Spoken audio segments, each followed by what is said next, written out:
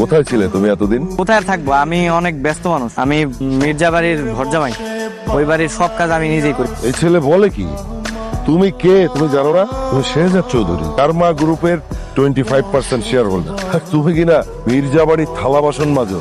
আমি হচ্ছে কি মির্জা বাড়ির বড় মেয়ের জামাই, ঘর জামাই। আমার পরিচয় এইটাই, আমার আর ডিস্টার্ব করে না, ঠিক আছে? বাবা, তুমি তোমার আদরের মেজামের পরিচয় জানো? জানলে তো তুমি আকাশ থেকে পড়বা। হয় ওই স্মাগলার, আর না হলে বড় কোনো অপরাধের সাথে। বাবা, তুমি এরকম একটা ছেলের সাথে আমাকে না জেনে শুনে কেন বিয়ে দিলে? গোলাম, কি শুনছি আমি এসব? তুমি নাকি অপরাধ জগতের সাথে জড়িত, আর কারমা গ্রুপের মালিক নাকি তোমাকে নিয়ে মিটিং করেছে। না না শ্বশুর আব্বা, আসলে ওদের মধ্যে একজনের চেহারা আর কি আমার মতো দেখতে, ওরকম হয়েছে আর কি। আমি আসলে ওর আর কিছু জানি না। এবার হলো তো, তোমাদের সবার ভুল নিশ্চয়ই ভেঙেছে। ম্যাডাম, আমি আগে আপনার স্বামী।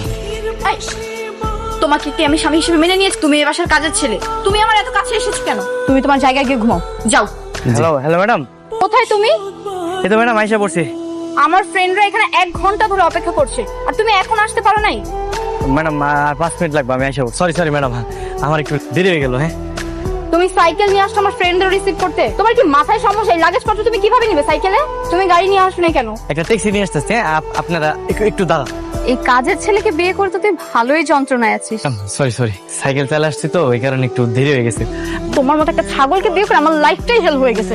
এর থেকে যদি আমি এই হোটেলের ম্যানেজারকেও বিয়ে করতাম, আজকে অন্তত আমাকে এভাবে অপমান হতে হতো না। আসসালামু আলাইকুম স্যার। স্যার, আপনার পদার্পণে স্যার আমাদের হোটেল ধন্য স্যার। স্যার, কোনো রুম লাগবে? একটু আগে না বললেন আপনাদের এই হোটেলে কোনো রুম খালি নেই?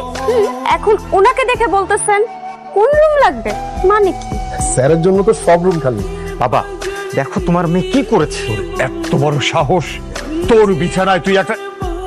আমার লজ্জা মরে যেতে ইচ্ছে করছে। বাবা, আমার কথা শুনো। ও আমার রুমে কিভাবে আসলো? বিশ্বাস করো আমি কিচ্ছু জানি না। কাজের ছেলের সাথে তুমি পেরিতোকে বিয়ে দিয়ে দাও। আমি ওর মতো একটা কাজের ছেলেকে বিয়ে করবো না ভাইয়া। কাজের ছেলের সাথে আমি বিয়ে দেবো।